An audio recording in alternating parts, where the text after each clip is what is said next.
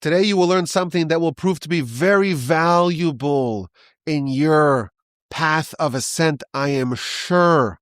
An idea, a tactic that will, if properly deployed, prove to be very helpful in a life of greatness, of pursuit of greatness, and of achievement of wonderful things. We are in the portion of the Torah that talks about the Exodus. The nation was in Egypt for many hundreds of years, and the story of the Exodus is told in the Torah.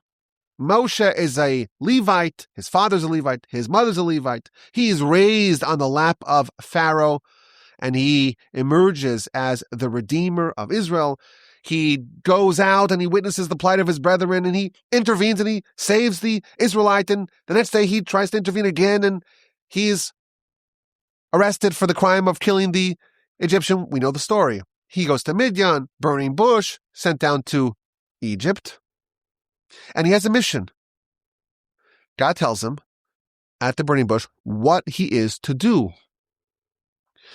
And we discover that the Exodus, the initial plan for the Exodus, was very different than what it ultimately became. God told Moshe, go tell the Israelites, the elders, tell Pharaoh that God demands a respite, a trip, a 3-day journey in the wilderness to go have a festival to serve God.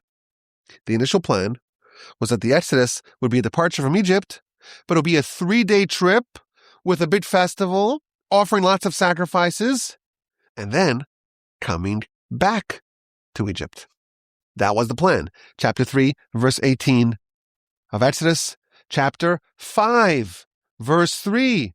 Moshe actually makes the pitch to Pharaoh, and he says, the God of the Hebrews appeared to me, and he said, let us go for a 3-day journey into the wilderness, and we'll offer sacrifices by this festival.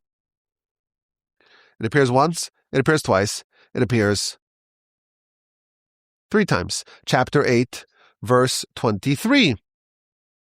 Between the 4th and the 5th plagues, again, Moshe reiterates, Derech Shloshes Yamim, we will go a distance of 3 days into the wilderness, and there we will offer sacrifices. We'll have a festival for God.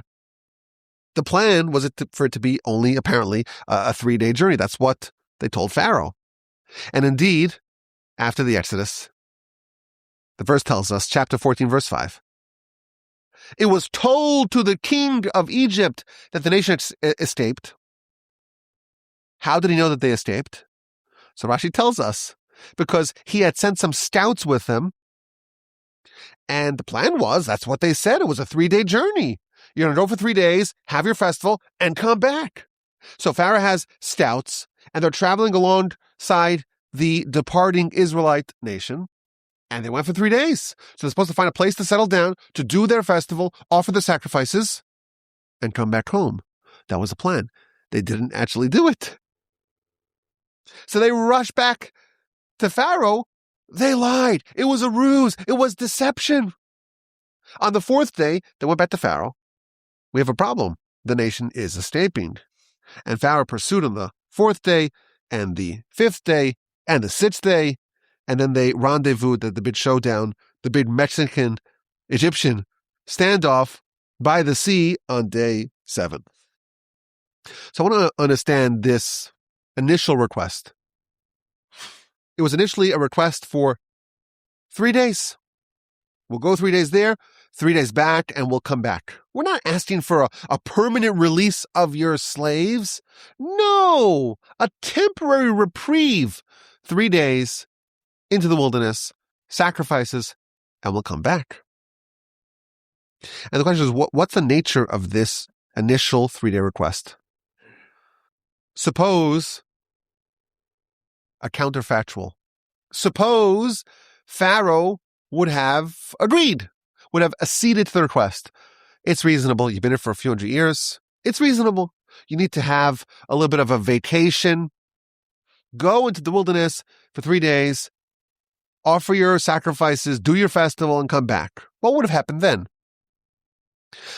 So we find some interesting ideas. The Midrash tells us there never was a plan to turn back after 3 days. It was a ruse all along. And therefore the Midrash says, well, wait a minute. So why did they ask for 3 days? They should have asked, you have to be truthful. What do you actually want? You actually want to go forever. Release the enslaved Israelites forever. There never was a plan to actually turn around and go back to Egypt. So why'd they say we only want a 3-day reprieve? Says the Midrash, this was designed to goad the Egyptians to pursue them. Suppose the Egyptians had thought all along, this is forever. Suppose they knew all along that this was a permanent break. Then once they released the Israelites, that's it. It's a permanent break. But because they released them under the pretense that it was a 3-day reprieve, and then when they didn't come back, they pursued them. And that created all the miracles at the sea, splitting of the sea, the extra booty and plunder at the sea. And that was a fulfillment of the divine plan. It was a deception. It was a ruse designed to get Pharaoh to chase them and to have that showdown, that Mexican showdown, that Egyptian showdown at the sea. Another source tells us a different idea, a different wrinkle. Of course, the plan was always to leave permanently. That was always the plan. But in Egypt, they were commanded to go borrow some gold, some silver, some precious garments from their Egyptian neighbors. And the Almighty placed the charm and the favor and the grace in the eyes of the Egyptians. Sure, you could borrow all my gold stuff for your festival. You can only make that request if it's only a 3-day festival. Hey, I just want to come borrow some of your gold, some of your silver. I'll be back. It's just 3 days. You could part with it for a little bit. In order to facilitate the borrowing of the Egyptian gold and silver, that's why it was portrayed as a 3-day excursion. 3 days there, a festival, 3 days back, and that's it. But the Midrash is under the impression that this was all designed as a ruse. When I was researching this question, I found a different interpretation. I think this is astounding for a few reasons. I found it in a book called Emes Yaakov, Truth to Jacob, authored by Rabbi Yaakov Kamenetsky, who, incidentally, a great uncle of ours and my namesake. He tells us like this. If you read the story, there's lots of questions, lots of swirling questions in the whole Exodus narrative. One question. God tells Moshe, burning bush, go save the Israelites. And after much persuasion and objections, Moshe goes. He goes to Pharaoh, makes the demand, let us leave for 3 days. And what happens? The conditions of the Israelites worsen. The slavery is intensified. The subjugation is exacerbated. Wait a minute. Why would God do that? Why would God send Moshe to improve the situation of the Israelites? And then it gets worse. That's one question. Very good question. A second question. We know that the experience of the enslavement of the Israelites in Egypt was prophesied to Abraham, chapter 15 of Genesis, by the covenant between the parts, Bris Bein HaBesarim. Abram was told, Yodoa Teda, you should surely know that your descendants will be enslaved in a land that's not theirs. Va'avadum v'inu osam, and they will be enslaved and oppressed for 400 years. Any way you do the math, they were not in Egypt for 400 years.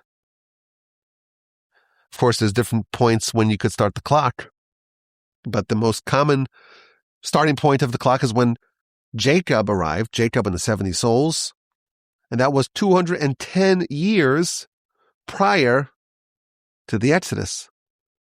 210 is the majority of 400, but you're missing 190 years. So wait a minute, there's a prophecy to Abraham, 400 years, but only 210 years were actually in Egypt, oppressed, mistreated, and so on. That's another question. So what Rabbi Kamenetsky proposes, very interesting. The nation was supposed to be in Egypt for 400 years. That was the plan, that was the prophecy. They needed to do another 190 years. But their spiritual status had become so corrupted that they reached a breaking point. They reached the point of no return. They reached a point where they had to leave. It was no longer feasible for them to maintain their identity as Israelites, as members of the great family of Abraham, if they stayed in Egypt any longer. They had become so thoroughly depressed and degraded as a people. There was only one way to facilitate another 190 years in Egypt. They needed a spiritual boost to power through the 190 years that were upcoming. And the plan was, Moshe, go down to Pharaoh and demand a 3-day reprieve, a holiday, a festival, an experience that will imbue the nation with inspiration and with faith and a realignment and a recalibration of who they are and what they're doing and their mission. It was supposed to be this 3-day festival that would give them so much spiritual vitality that they would be able to go back to Egypt after 3 days and endure another 190 years. The 3-day plan was not deception. It was not a ruse. They were at a point of such spiritual decay. They needed that break, that respite, that oasis, a 3-day spiritual oasis. It would invigorate them with the ability and the wherewithal to withstand another 190 years in exile. They'd be rejuvenated. They'd be imbued with what it takes to return to the servitude and to endure. That was the plan. Moshe comes with a very legitimate request. It's very reasonable. Our people have been here for so long. We need to be here longer, yes. Give us 3 days. A little breather. A little break. A little respite. We'll come back. And Pharaoh made a choice. His choice was to rebuff that reasonable request. Absolutely, categorically rebuff it. And at that point, the plan changed. The Exodus was going to be made permanent. But wait a minute. We still have 190 years of servitude. And that's why things got worse. Pharaoh made it so intense that those 6 months from when Moshe initially came to Pharaoh and when he came back a second time, this is chapter 5 of Exodus, it was so bad. It was the absolute peak of servitude. The daily quota of brickmaking was maintained. The ingredients to make it were withdrawn. Those 6 months was such intense servitude that it equaled 190 years. 190 years of servitude were compressed into 6 months. And that's why there was an intensification of the servitude right prior to the Exodus. And then the prophecy of 400 years was retrofitted to fit a different timeline. The 400 years began not with the descent of Jacob to Egypt, but rather an event that happened 190 years prior, the birth of Isaac. Isaac was born exactly on Passover, exactly 400 years prior to the Exodus. And that's when the clock started ticking retroactively. 400 years you'll have descendants that will not be in their own land. Okay, the nation didn't quite acquire the land of Canaan. They weren't in their land. Once the descendant of Abraham is born, that's already the fulfillment of the prophecy. That's how it was retrofitted. That's what this incredible essay says. It's a shocking idea. The 3-day plan for a festival was legitimate. And the plan was it would serve as a pause, a reprieve, a respite from the servitude, to give them a surge of relief, of physical relief, of spiritual relief, that would enable them to go back to the grind for 190 more years in Egypt until the actual Exodus was to happen. And this was going to be a festival unlike any other. This will make Woodstock look like child's play, Chuck E. Cheese. This was going to be the greatest experience that would just imbue and infuse the nation with so much spiritual life that they would just be able to make it no problem. It makes you think about what those days would have been like. This was not just a vacation. They would have doubled down, redoubled their connection with God, reforged their deep relationship with God, re-understood what they're there to do, relearn about their glorious past and glorious destiny. And that would be such an invigorating experience that they'll be able to make that trek back to Egypt. And they'll be boosted with the wherewithal to endure another 190 years of servitude. An absolutely incredible idea, and one I think maybe with very significant consequences. First of all, it shows us what the power of a few days is. What you can accomplish in a few days. You just have an experience of a few days, and that can infuse you with whatever you need to get through years, decades, and almost centuries of suffering. That's what you can accomplish in a few days. And we don't know what that festival would have looked like, but it would have been something absolutely transformative. They would have been restored back to the way they were basically at the time of Jacob's death. If you think about it, Jacob died 193 years before the Exodus, right? Jacob came 210 years before the Exodus, and he was there for 17 years, the verse tells us. So 193 years prior to the Exodus, that's when Jacob died. So all of the spiritual degradation that happened from the death of Jacob up to this point would have all been reversed. They would have been inspired and uplifted at such a level, the same level that they were immediately prior to the passing of Jacob. They would have been at the same level that they were when Joseph was around and all the sons of Jacob were around and so on. Just immediately following the passing of Jacob. That's pretty powerful. One consequence. Another consequence, I think, maybe think about it from Pharaoh's perspective. He was given a very reasonable request, and he said no, and that redounded to his detriment in a very significant way. We know that Egypt was plunged into a very terrible cycle of a downfall, of a societal, cultural, national downfall with the Exodus. And that could have been avoided.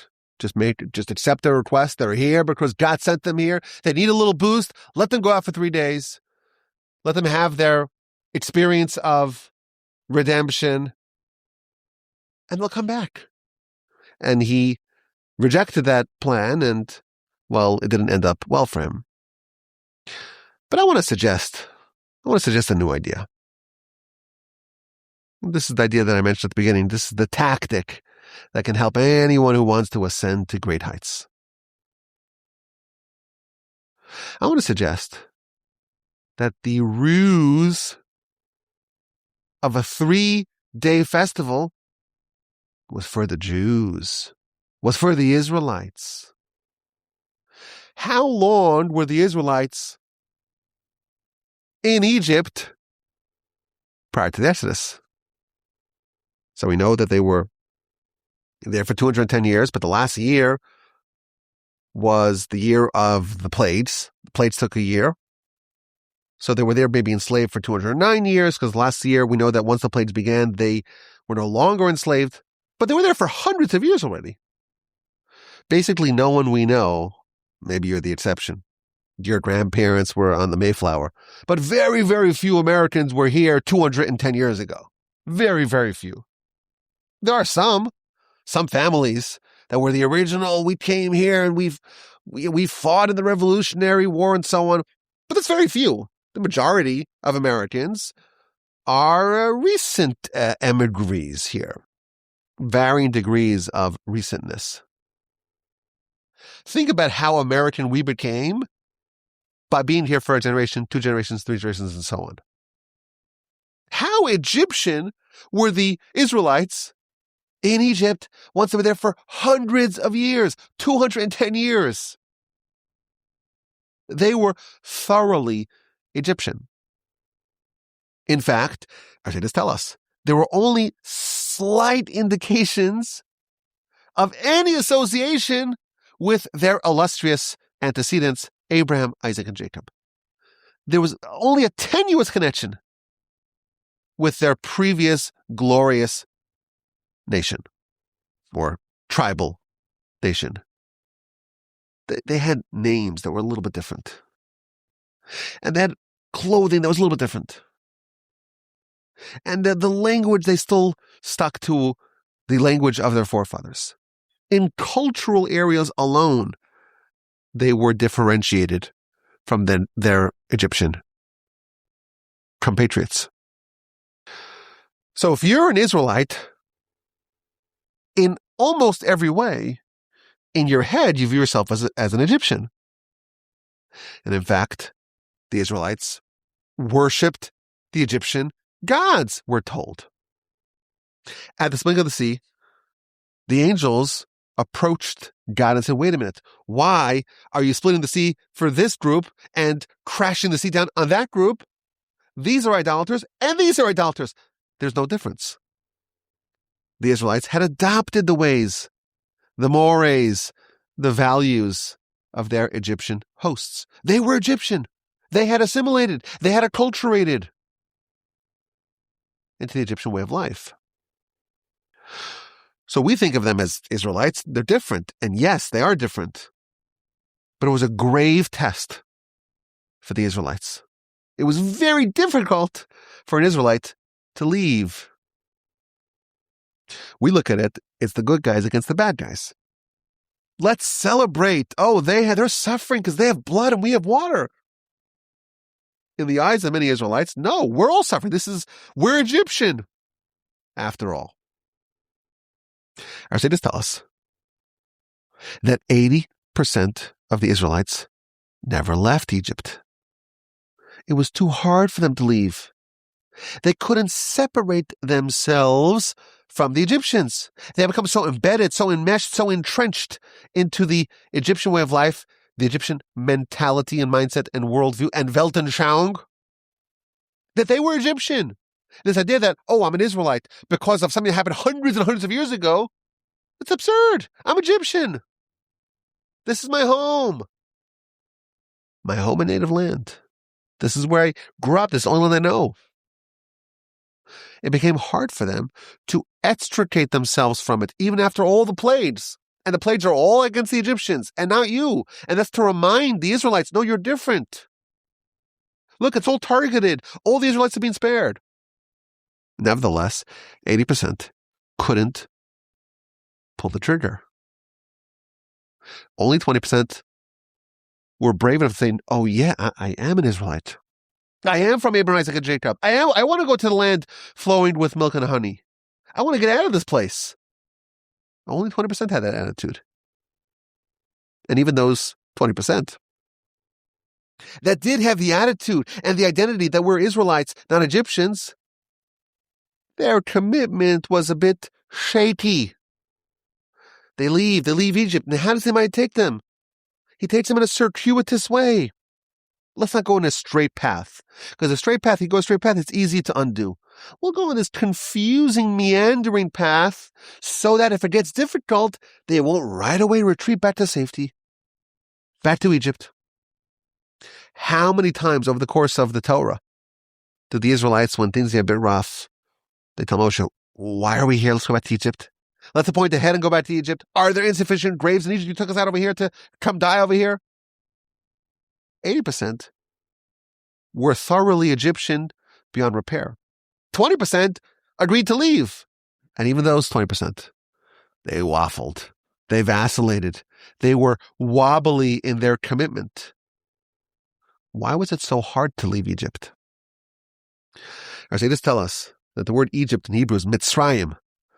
The word Mitzrayim means a meitzar, which means a boundary or a limitation or a constriction. Our sages also tell us that Mitzrayim, that Egypt, is a code name for the evil inclination. That they have been constricted. You can't do great things. You're small. Let's be happy with what we have. Let's subsist with mediocrity. Let's stay in this little cocoon, this cozy cocoon of mediocrity. That's Egypt. That's evil inclination. Those are those boundaries. It's really hard to leave. It was hard for them to leave. And us, we're learning the story. It has relevance to us because the ancient episode of the Exodus is, of course, part of it, but that's not the entirety of the story. The Exodus is a blueprint for anyone who wants to escape a limitation, a constriction, a Mitzrayim, a mediocrity, an evil inclination, a yetzer hara of any type. It was hard for the Israelites who had lived there to leave, just as it's hard for us to escape our yetzer haras that bind us. So what does Moshe do? What does God do? How does this plan to leave Egypt, to overcome this foe, how do you help someone get out of it? How do you break out of the constrictions and limitations of Mitzrayim? You don't tell them, we're leaving forever. You say, we're just going for a little bit. 3 days. It's a 3-day excursion. We'll come back. Don't worry about it. Don't worry about it. We're coming right back. No, we're not coming back. But they don't need to know that. This is a tactic to try to get someone to be comfortable with the notion of leaving the place that really holds them tightly bound up. Change is very difficult, but why? People want to change. They desire change, but it's scary. You may be inspired to upgrade yourself, to upgrade your life. But if I have to tell you, you know what? Every single day for the rest of your life, you're going to have to behave in this way that's very difficult for you to behave. That's frightening. That's daunting. How do you go about doing that? It's much easier to muster up the courage to make a small little burst of a change, a little blitz of inspiration. To commit to 80 years, 100 years, a whole lifetime, that's very difficult. How are you going to leave Egypt? It's so nightmarishly hard to leave. We're caught up in all the tentacles of Egypt. It's hard. Don't bite it all off at once. Take a small little crumb. Accepting a lifetime of change may be too much, too difficult. To swallow all at once, break off a tiny crumb. Absorb just a little bit. Could you do that? That's doable. We all know that the carbs are refined carbs, sugar, It's so addictive. It's so yummy. And it's so bad for you. And I say a lifetime, you'll never have a Twinkies. Is that even a thing anymore? No pizza for you ever. Count me out. What about a 7-day shred? A 30-day shred? A 72-hour cleanse? Could you do that? Could you do that? Could you avoid the carbs for 72 hours? Well, okay, maybe that I could do. I'll have a binge, of course, afterwards. But maybe we could take a small little bite out of a better life. The Israelites knew one place that was their home. The idea of an ancestor named Jacob was 193 years in the past. Do the math now. What, we're 2026 already? That's a long time ago. Like, imagine you had an ancestor that passed away in 1829.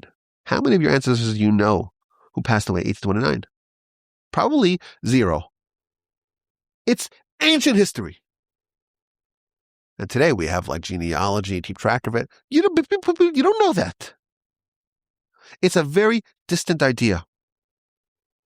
They're Egyptians. But they have an aspiration. There's something left. There's a little flicker of the Israelite left in them. And that little flicker is willing to say, you know what?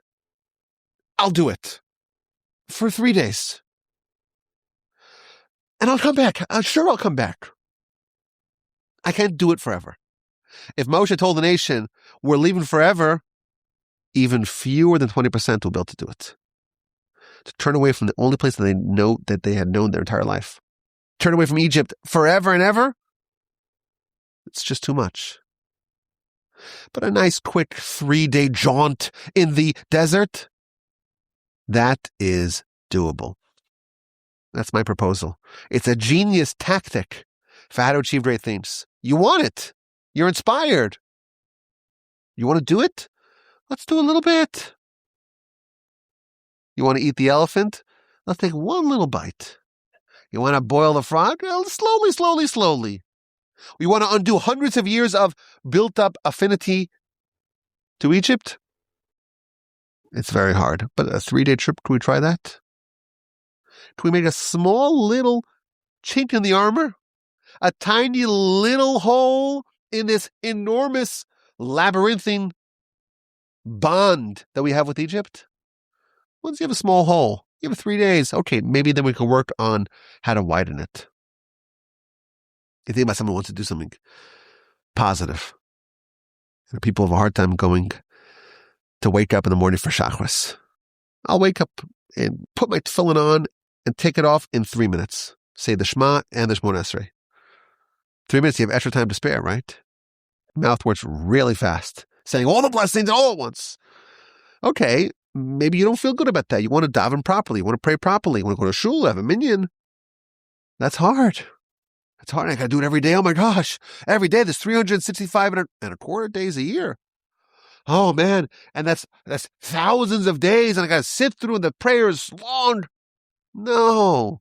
3 days. Can you do it for 3 days? That's a start. You're fighting against an incumbent. You got to take a small little stab at it. Oh man. I keep Shabbos. I'll never be able to watch the college football. Besides for, I guess, when the national championship or the bowl games, Citrus Bowl, Rose Bowl, it happens on other days of the week. No problem. But I can't possibly do it. Okay, well, could you do one Shabbos? Could you do 1 hour of Shabbos? A little bit. What's a little bit will persuade you to take a little more. Small bites. To never eat at Whataburger ever again. Ever. It's so good. What about when I travel and I don't know no kosher food?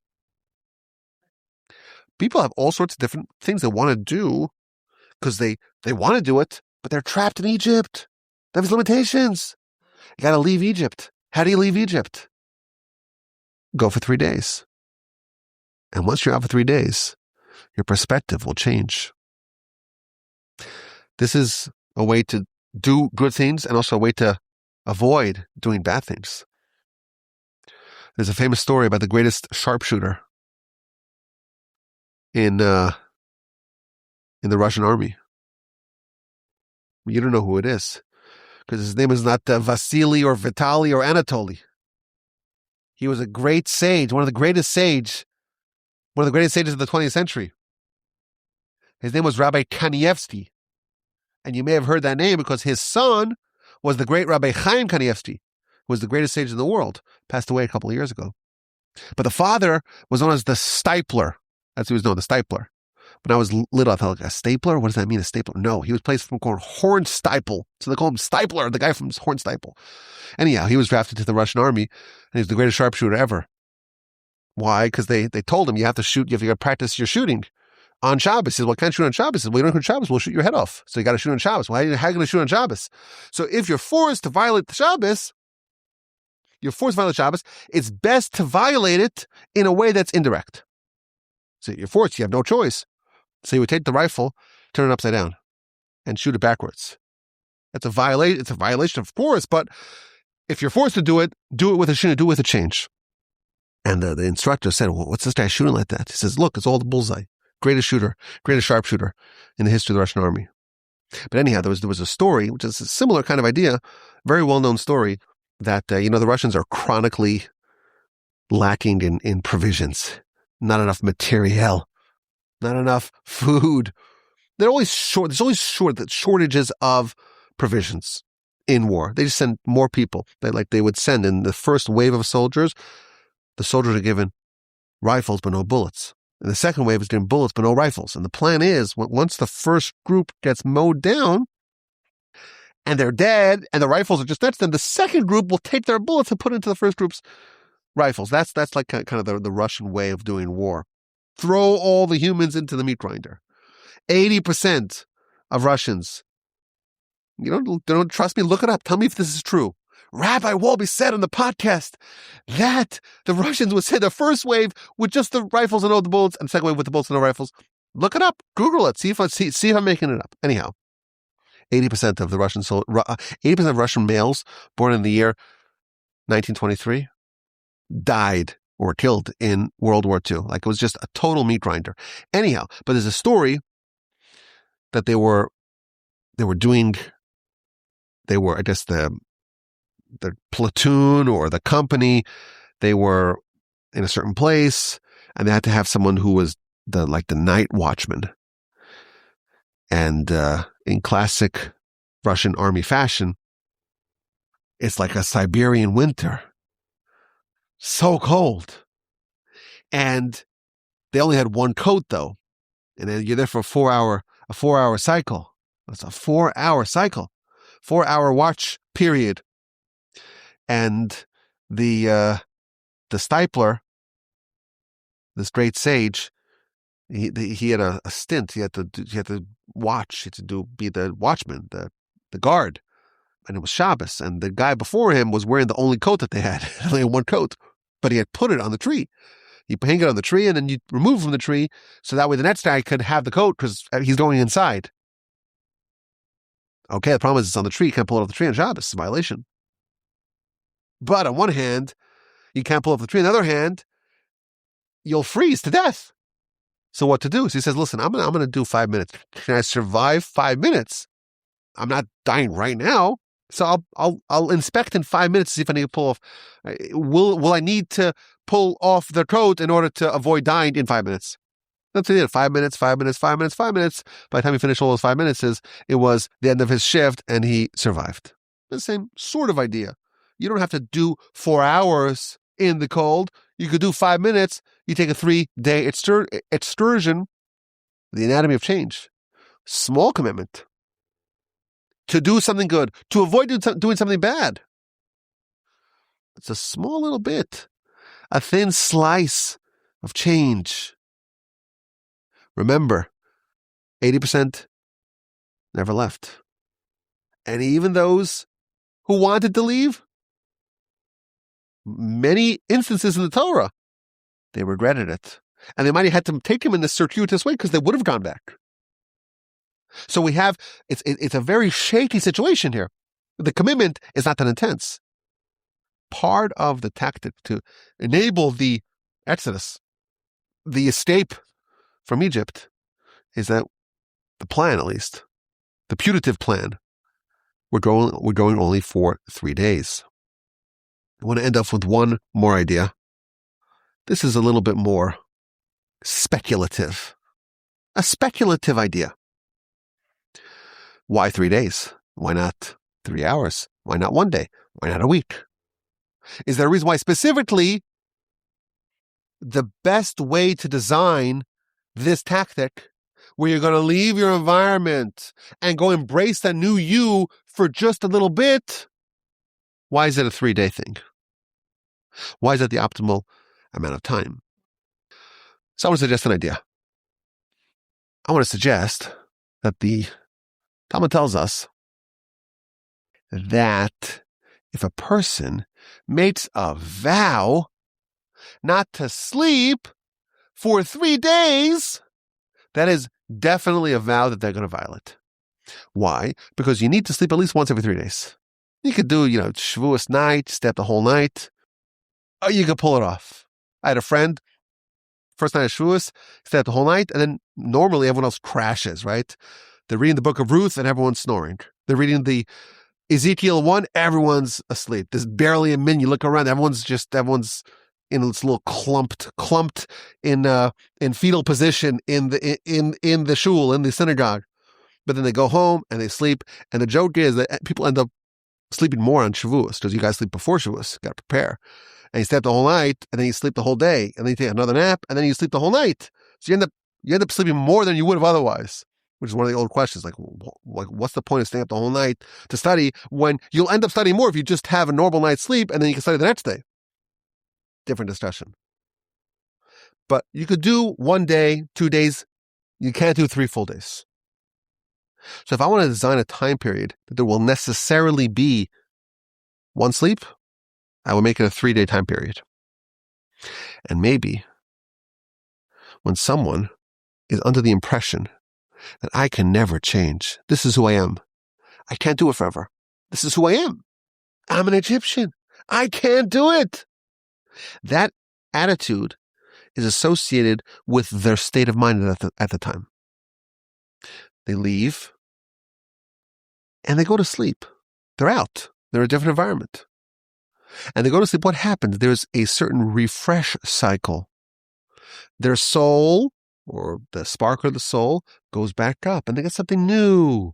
And that new self, that new spark of soul that's infused into them is one that was given to them in a different environment. They're not in Egypt anymore. Now it's like they were born, almost on some level, they're born free. They went 3 days out and they woke up and they're free. And now they could consider the possibility, maybe we could do another week, or another month, or another year, or a lifetime. A suggestion. It's an idea. It's a bit speculative. But we have an interesting question. It's 3 days. That's what we're told in the Torah. So Moshe tells the nation and Pharaoh, and it's revisited multiple times. And the Midrash says, well, it's all a ruse. It's all a ruse. And we have this very interesting essay in the book Emes Liakov, Rabbi Kamenetsky, who says, no, it wasn't a ruse. It was all part of the plan, and that's what should have happened. But Pharaoh rebuffed it, and therefore we had to compress 190 years of servitude into 6 months. But it would have been, had Pharaoh agreed, it would have been just a 3-day trip and excursion. Go back to Egypt and fill out your term. And now we're suggesting another idea. To leave Egypt is very difficult. You're escaping the thing that's the coziest place for you to be. And you're venturing into the unknown, the fearsome, daunting, scary, intimidating, frightening unknown. And you want it, yes, but it's terrifying. And to think about undertaking a lifetime of that, even 20% can pull it off. Maybe a few individuals, a few outliers can. But the majority, they need to be eased into it. Could you do 3 days? Could you do 1 hour? Could you try it once? Could you sample it? Could you dip your toe into it? Do it. You'll survive. And then let's revisit this once you're out of that environment. We all have to escape Egypt. We're all in Egypt on some level. Again, the Rambam tells us Egypt is the evil inclination. All of us have something that's constricting us, that's keeping us back. Here we discover a tactic, an invaluable tactic for how to escape. Don't do it all at once. A 3-day excursion. And let's take it from there. May we all be so fortunate as to flee permanently from all the Egyptian constrictions and Mitzrayims that are holding us back. And now we know how. You want to do something big? Great. Do it for a day. Do it for 3 days. You want to undertake a whole lifetime of change? Do it. A bit at a time. Once you're 3 days in, and you've survived, and it's not the end of the world, and you made it, then you proceed further. My name is Rabbi@gmail.com. This was a delight and a pleasure to study with y'all from the Torch Center in Houston, Texas. I am looking forward to your questions, your comments, and feedback. Rabbi@gmail.com.